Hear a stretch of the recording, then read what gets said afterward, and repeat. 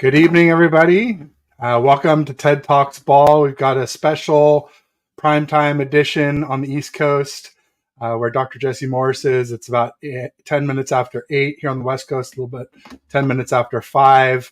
Dr. Jessie Morse, he's the fantasy doctor. He's, regenerative healing, all kinds of cool PRP and other such new techniques to help people get healthy.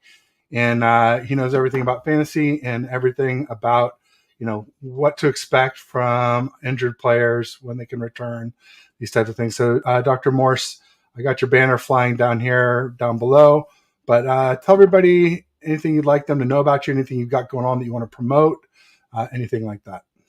Sure. So sports medicine physician, what we call primary care sports, which basically means I did family and then I did sports medicine. I do a ton of injections. That's kind of my specialty. I pretty much inject everything except for the spine. My main goal is to get players and regular people back to close to 100% as possible without surgery. Treat my fair share of NFL guys, and a lot of them are doing some regenerative. So whether it's PRP or some of the higher level stem cells and stuff like that, that's kind of my niche. I'm predominantly based in Miami, and a lot of them train down here. So it's kind of a good fit. And you're buddies with Jake Brendel, is that right? Our center? Yes, I didn't head up there this year to see where he was training, but I did meet him last year and the year before. Nice kid, very quiet, nice guy though.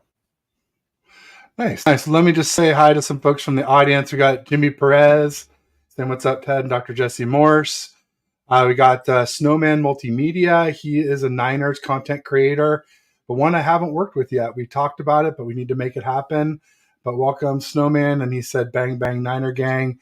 Jimmy was here early.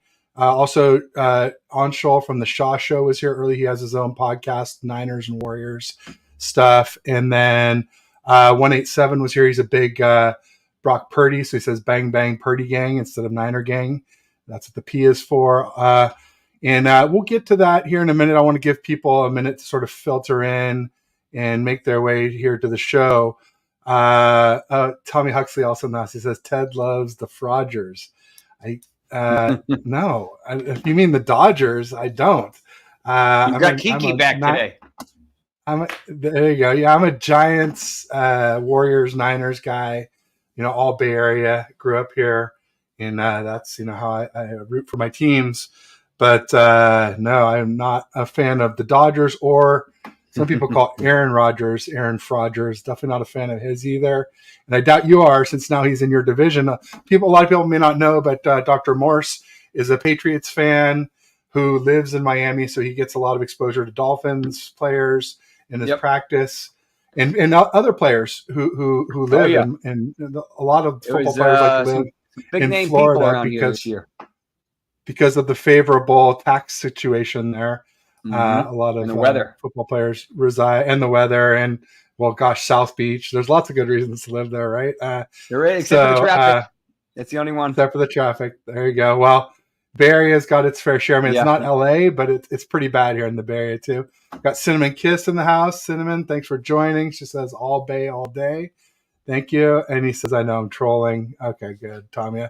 He always comes in and gives me some grief. It's Karen Frogers. LOL. We'll see. I mean, I think it's a big pickup for the Jets to get him. And I feel like they've got a lot of good weapons. A lot of tight ends. They got some good receivers. They obviously have Breece Hall, and I feel like they got one or two other running backs that are pretty good too. Just tons of weapons galore. I mean, way more than what Rodgers had in Green Bay. Other than the fact that Devontae Adams is probably a little better than Garrett Wilson, but other than that.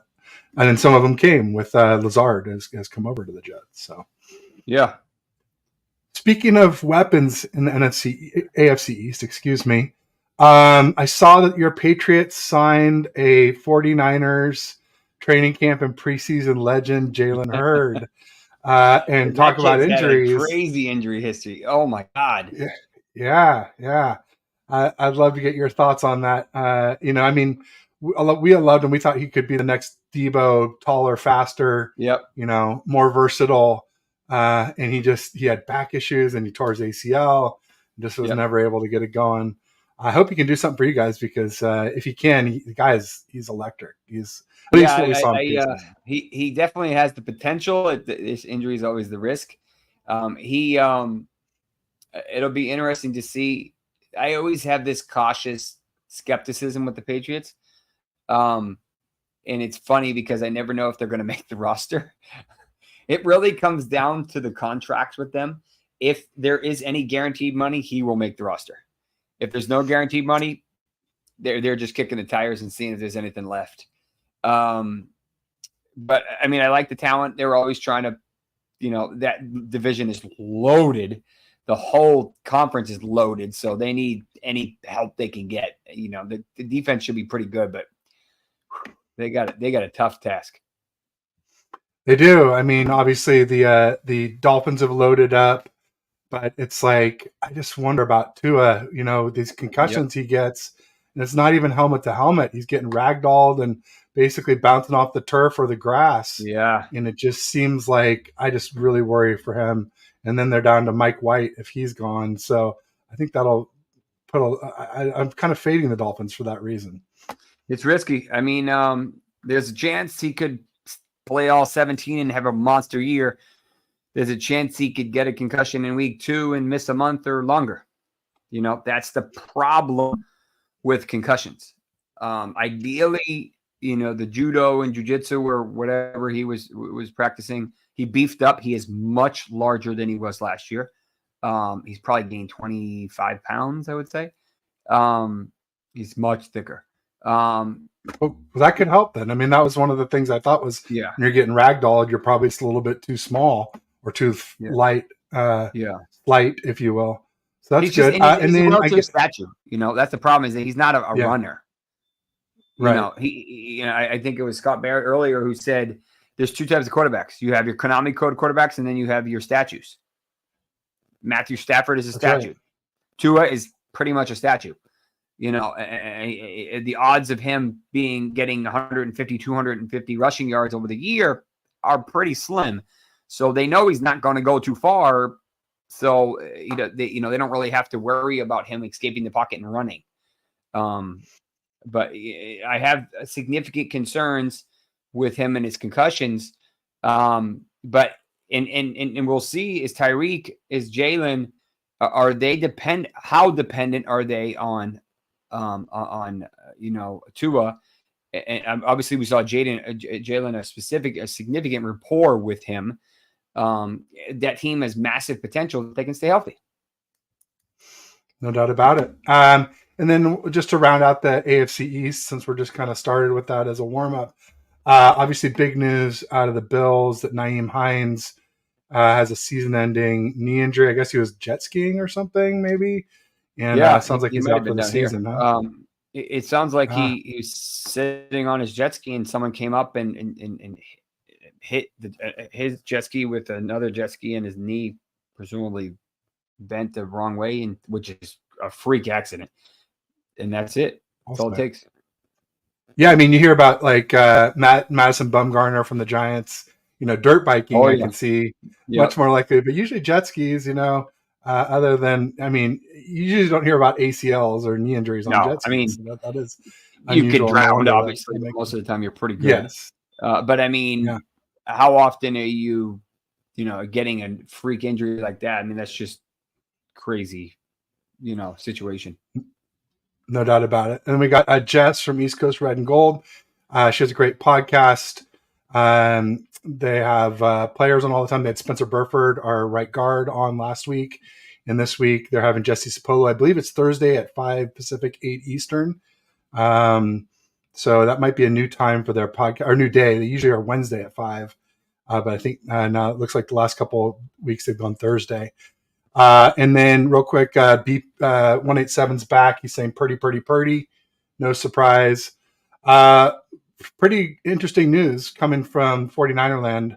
I don't know if you heard today, but Purdy was supposedly fully cleared It just seems a little odd to me. I think he's fully cleared to practice, but they're saying he's only going to practice 2 out of 3 days that are available. And they're really doing 3 days on, 1 day is off.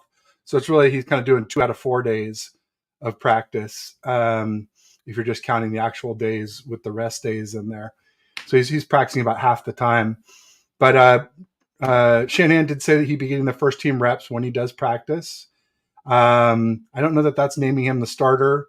I don't think you really name the starter till you have to. But it's really interesting. I'm really happy. A lot of people think because I like Trey Lance that I don't like Purdy, or that I was rooting for him not to be ready. And nothing could be further from the truth. I'm not one of these people who, if you like one, you have to hate the other. I've been saying FTTB, faithful to the Bay, or I've been saying faithful to Trey and Brock, a new, meaning for the acronym. And so I mean, I'm excited that Purdy is doing well and maybe ahead of schedule. But I don't think what they're saying right now is he's ready to play in a game if there was a game today or this week. I think they're saying he's ready to practice. And even when you're physically ready, I think you have to get mentally ready after that. But I'd love to get your thoughts on, because we've talked about him here on my show, you and I together in the past. Yes, I mean, fantastic news. Best case scenario, in my opinion. He's healing. Everything is going according to plan. He's not having any setbacks, which translates to him being ready. I'm curious to see his velocity and his ball placement. That'll be interesting to see. Is it possible he has more velocity? Yes. That'll be interesting to see, because he's now a little bit stronger. He's been rehabbing a ton, and he's been focusing on mechanics. So wouldn't surprise me if he actually was, better here, or, a little bit more accurate, which is impressive already. The question is, how much volume can he handle over the next 6 weeks? But in my opinion, it's his job to lose. I feel that way. He reminded me of Jimmy G, which is a good thing in my head, even though he can't stay healthy. In the way he kind of carried himself and how effective he was, and he's just a winner, regardless of how the fantasy results are. And realistically, this is a rare injury. There's only been really one that we know of in a quarterback, your old buddy Nick Mullins. And he did well. He came back and last year after the surgery, and was backed up Kirk Cousins, who never misses a game, so he doesn't really need to do anything, but which is good, but I mean, the expectations are he's going to ramp up appropriately.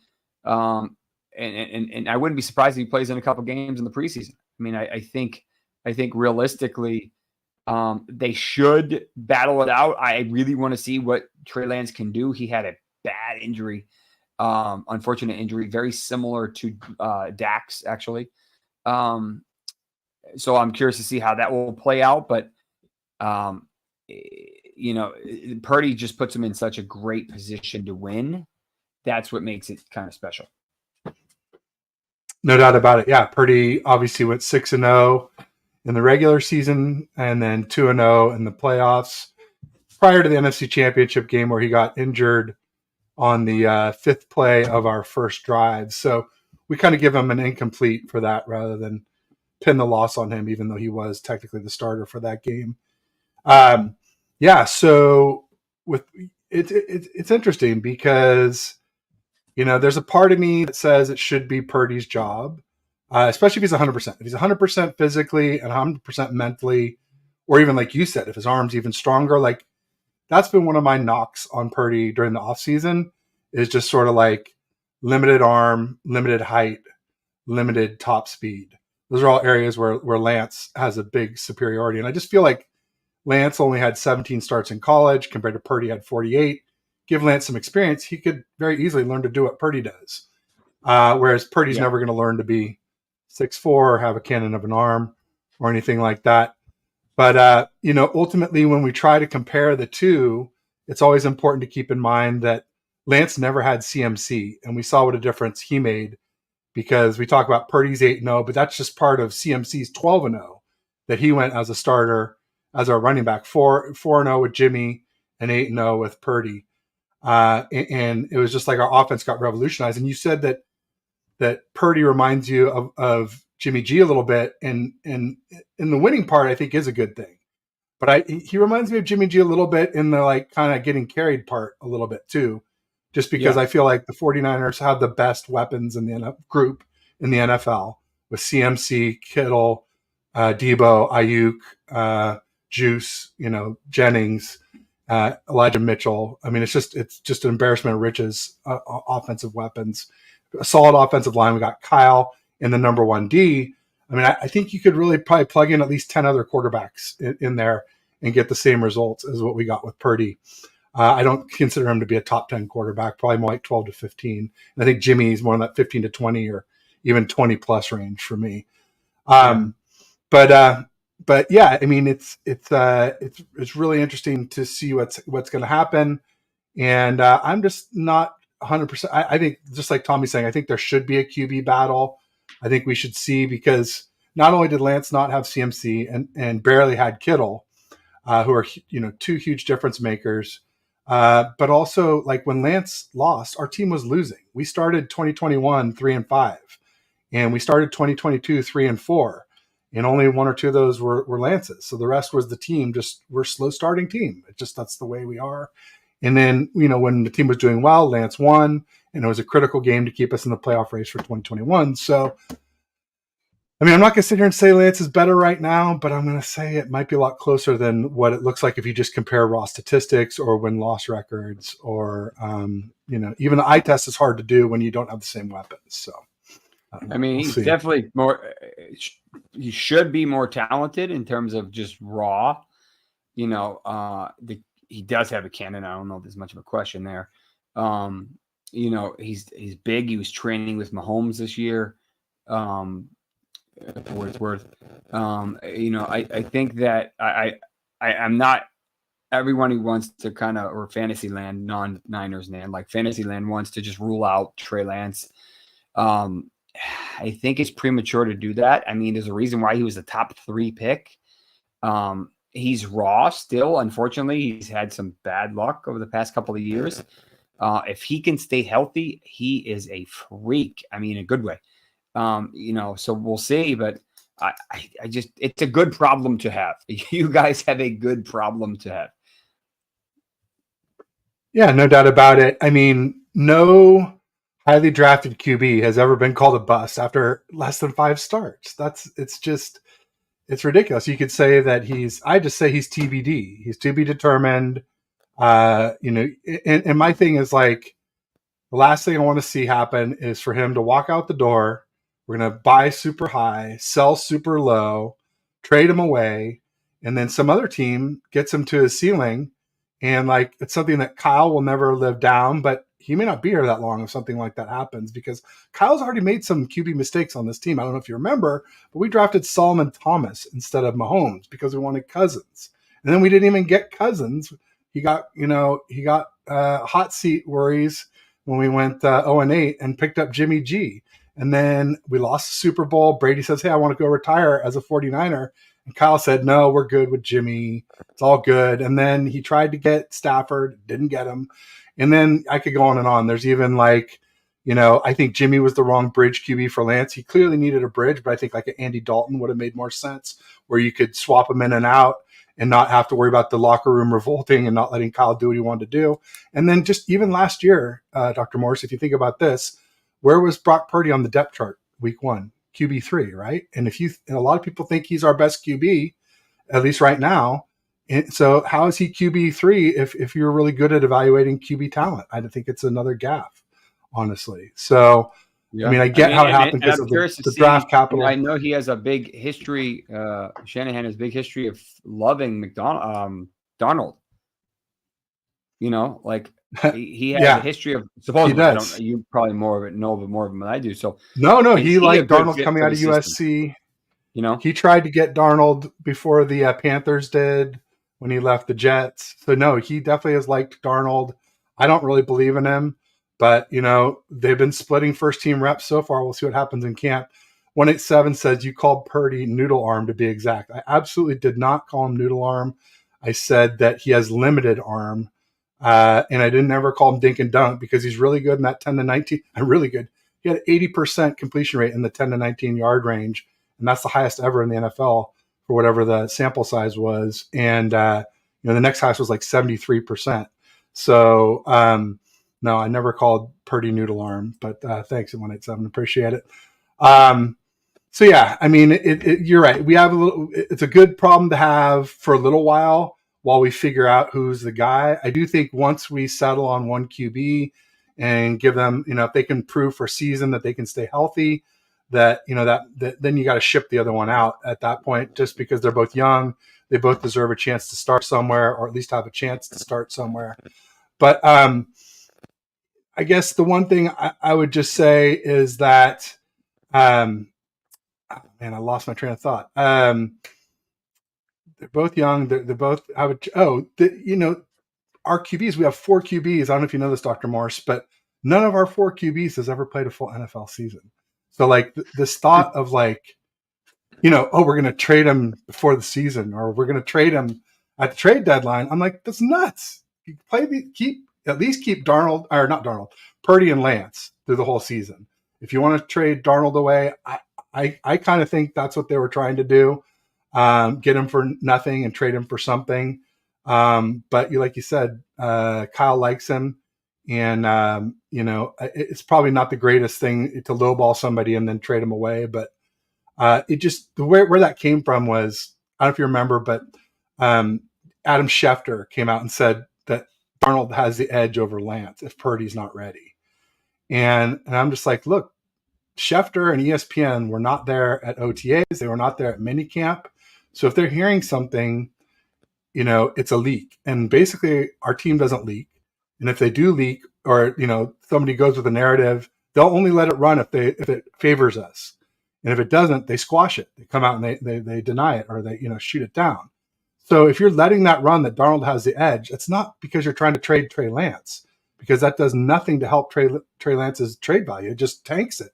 If you're saying some guy off the street has better value than Lance, so that was sort of my rationale. I think if we trade anyone, it would be him, but I'm hoping that we keep all 3. Honestly, it's only a $14 million QB room with Purdy, Lance, and Darnold. So, and I don't really believe in Brandon Allen.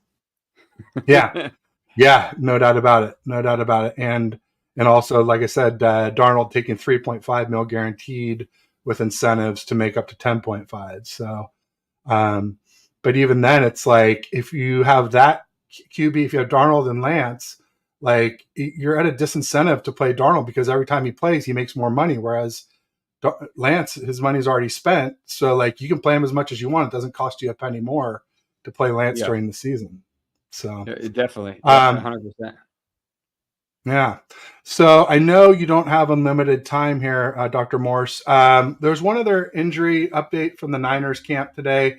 Darrell Luter, our 5th round corner out of Southern Alabama, apparently during OTAs or minicamp, hyperextended his leg and got a bone bruise on his knee. So it's probably his tibia or his femur, I guess. But, they said a deep bone bruise. So do you think that's like 6 weeks or so, roughly 4 to 6 weeks to heal? So these are, here's my little meme model. So usually this is kind of when you kind of hyperextend and this bone smashes into the top of this bone, the tibia. So it's probably on the tibia, but it could be distal femur. These are painful, more painful than concerning. Technically, if you were to say, hey, on MRI, how long do these last? I mean, there's data to support 1.5 years. Like, it's crazy. That doesn't mean it's going to be painful for 1.5 years, but technically you may still see it there. Depending, usually associated with ACLs and stuff like that. But usually a couple weeks until you can kind of comfortably bear weight again. And then you kind of have to get it back into football shape. There's still 6-ish weeks out. I don't know where he falls on your depth chart and if he was expected to be relevant or not. But, maybe they give him a little bit of kind of time to ramp up, and maybe they put him on the pup. I don't know. But there's not a whole lot you can do. There's a couple things you can do, but not a whole lot. Usually not concerning, more annoying. If there is a stress fracture, that's a little bit of a different story, and that is concerning. So as long as it heals appropriately, then no concerns. Okay, good to know. And I guess it's important to note as well that we signed a corner, Terrence Mitchell, who's an 8th-year NFL vet. It's like a camp body, to a 1-year contract. And I guess he's a local guy. I think somebody commented that he was from the Bay Area, but that doesn't really matter. Interesting. Okay, so hopefully we'll see Luter. I mean, I guess it might be a way to stash him too. A lot of times, you probably know the 49ers like to stash players and develop them for a year and then bring them in, just like we did with Aaron Banks. And there's quite a few examples of players like that where we develop them and let them sort of redshirt their rookie seasons. That could be what's going on with Luter too. And then another thing, I saw you comment on Twitter today about Bronny. LeBron's son had a cardiac arrest. I think it was on the basketball court at USC today. Was that the case? Yep. Sounds like he's doing okay. Today, probably yesterday is my guess. Okay. Yeah, I guess it didn't say exactly when it happened, but it was reported this morning, I believe. But I just love to get your thoughts on that. I mean, I saw a lot of people putting syringe emojis, like I think they're trying to say it's from this is I have the luxury of kind of being able to say how it is, because I'm not owned by big pharma or big insurance, because I'm on a network. So I'll tell you it. That's what I actually like me. Speak your mind. So I do have sports cardiology training, which is pretty much what it sounds like. We're the ones who perform the EKGs and the analysis on a lot of the sports physicals, so I do have some cardiology training. I don't do it regularly, so it's not my forte. But so, what are the likely most common causes? If you step back and say half of it, more than, then there's viruses, which usually cause myocarditis, which is inflammation of the heart. And then there's blood clots indirectly. And then there is trauma, which is unique and is unlikely here. And then, unfortunately, there is kind of that red herring, the vaccine or whatnot, or something else. Or COVID itself. Yeah, that can vary. Or COVID, and viral usually kind of falls into the whole myocarditis thing. But there's no question that there's a massive spike, in my opinion. We might not be able to clearly see the data, but that's a whole separate discussion. But the way I look at it is, this kid's already worth millions. I mean, I think that's pretty straightforward and obvious, whether it's NIL or just association or shoe deals or whatever it is. My suspicion is he's pretty much been cleared upside down and straight. I mean, if he hasn't had a cardiac MRI, a cardiac CT, a EKG, a stress echo, like all this stuff is easy, relatively cheap, and money is no object here. And they're benign. Like, why would you not have this stuff to clear him? Right? So the odds of it being something structural, which is what HOCM is, the most common hypertrophic cardiomyopathy, we call it, is possible. I mean, it's the most common cause structurally in an athlete, but you'd think they would have caught that, at some point in time, if he's been cleared XYZ. So is it possible? Yes. It's unlikely to be the same thing that they're claiming that DeMar Hamlin's was, which is what we call commotio cordis, because that's a direct blunt trauma hit. And I doubt it's that. It could be, but it's, unlikely. So then you kind of get into this gray area. You're like, is it viral, which translates to myocarditis, which translates to an electrical issue? Is it something we don't know? All I feel is that I feel like I don't care who you offend or don't offend, for that matter. This is a big stage, and LeBron has a very big voice. This deserves due diligence, and nothing should be swept under the rug. Whether or not that happens is probably a separate discussion. And the other question I have, if this is electrical related, and there's a bunch of different things, WPW, long QT, so on and so forth. That is a relative easy fix, and he'll be fine. If it's a structural thing, it's a little bit of a different story. If it's viral, most of the time it goes away. He may not be able to play ball for a while, but that's okay. If it's vaccine related, which obviously is almost impossible to prove, I don't know if they will ever clear him again. That's a separate discussion, and you're going to have to, you're going to have to get someone who's really abreast in this to be much more comfortable talking about it. But so I don't know, and I'm trying to be unbiased as possible. I don't have any cards in the game. Like, it doesn't mean anything to me.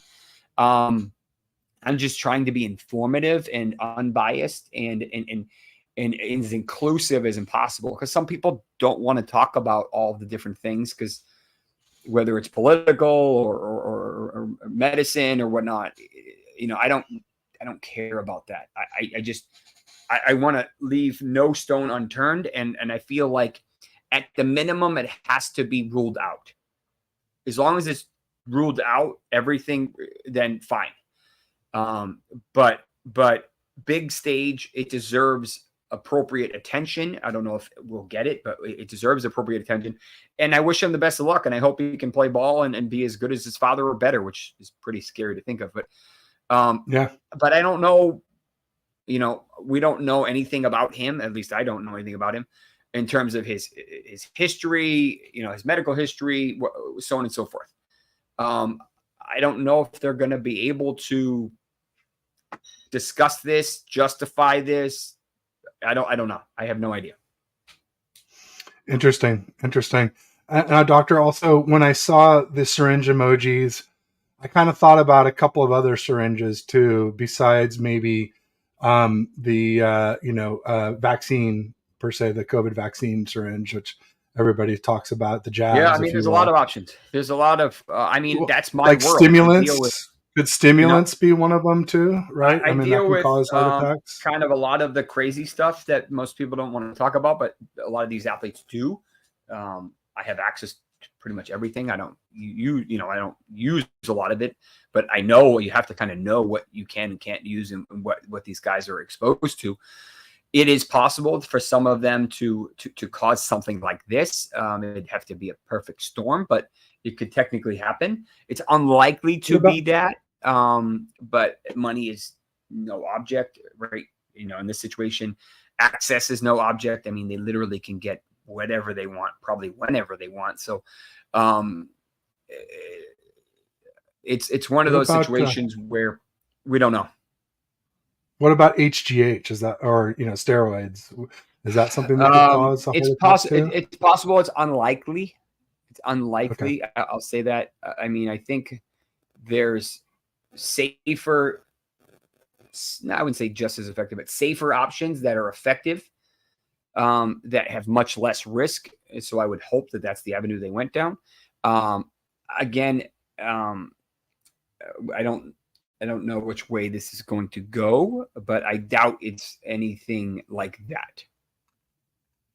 There you go. And then I don't know if you saw, but Kyle Brandt from Good Morning Football had a funny, interesting thing about I'm trying to remember what it was, or scroll for it here for a second, but it was basically about performance enhancing drugs. Essentially, Kyle was asking Robert Saleh how he was so jacked up, and I think he said it was PHW or something, like pure hard work, and yeah, PHW, that was it. And I quote tweeted, I just said, there's no substitute for this supplement, because I'm a big fan of hard workers. I love Draymond Green. I love Kittle, the lunch pail guys and gals out there that really put in the reps. I feel like, Jerry Rice and Michael Jordan, they had some natural talent, but they also worked the hardest too. Yep. And I know you grind and work really hard yourself, and I really appreciate you, making time out of your busy schedule. I know we had a scheduling, technical difficulty earlier, but I'm glad that, my wife was able to watch my son so we could get on here. And if you have anything coming up that you want to promote or anything like that, let everybody know. Sure. Yeah, go ahead and fire away. I'm as an overview for your team, at least from fantasy, from a non-Niner fan. Love Ayuk. Not sure if he's going to get the volume that he would probably need to be a top 10 guy unless there's an injury. On another team, I think he probably would, but you guys have a little bit of an embarrassment as britches in terms of talent, as you kind of talked about. I would not be surprised if they pulled back on Kittle early on this year. I would not be surprised at all. I think Debo is kind of sneaky this year, but I do have to be careful with his injury because unfortunately it is pretty significant, especially soft tissue. McCaffrey is a freak in a good way, and he's just unbelievable. I think he's still got a couple more good years at the minimum. His playing style is conducive to that. I'm curious to see the split between him and Elijah, if there is a split, because if you look at the deep fantasy data, when they're both on the field, they're both playing. CMC was not as potent as when Elijah was out. Elijah's a better pure runner for sure. Yeah, I mean, he's had his fair share of injuries as well, so that plays a role in it as well. And I'm interested to see, how the QB battle plays out in general. In terms of content, in terms of what I have available, I just finished a huge, we call injury draft guide, which is basically taking a lot of the analytics from PFF and reception perception and player profile and a bunch of these other ones, and adding it, analyzing it from a medical perspective, and then adding in a lot of the injury history and a lot of the injury analysis. I call it the injury draft guide. You can see my pin tweet if you want to learn more about it. And there's some really cool stuff in there in terms of Achilles repairs and guys coming back, ACL repairs and guys coming back from that, and Liz Franks and Jones and a bunch of other injuries. And then I did a deep analysis of pretty much all of the relevant fantasy rookies, like what all their injury histories are or whatever. We're in the process of redoing our site, so it's not completely functional right now, but it will be. And then we start high quality content probably in the next couple of weeks pretty regularly. Nice. I'll be looking out for that. I just want to give you one tip. You mentioned Elijah Mitchell, kind of always injured last year, only one start, only played 5 games. Jordan Mason is a great handcuff for him. I expect him to be our number 2 back this year. He's very similar to Elijah Mitchell, very powerful bruising runner, great, maybe a better pure runner than CMC. So keep that in mind as well too. Cool. That's a deep, just one of those guys that zero RB or one of the guys that you don't really hear get a lot of buzz, which is actually good because there's a lot of guys getting buzz right now. Yeah. It's because he barely got played. Shanahan doesn't trust rookies, so he barely got any. Just like Belichick does not trust rookies. Yeah, exactly. Well, best of luck to your Patriots, but I'm sure we'll hook up maybe before the season starts again too. Maybe once we have a real depth chart for the 49ers, and we'll see how this all plays out. But Dr. Morse, I really appreciate you being on, and thanks for your time. And I'll just say peace. And my pleasure. Thank you for having me. Good luck. We'll talk soon. All right, sounds good. Bye-bye now.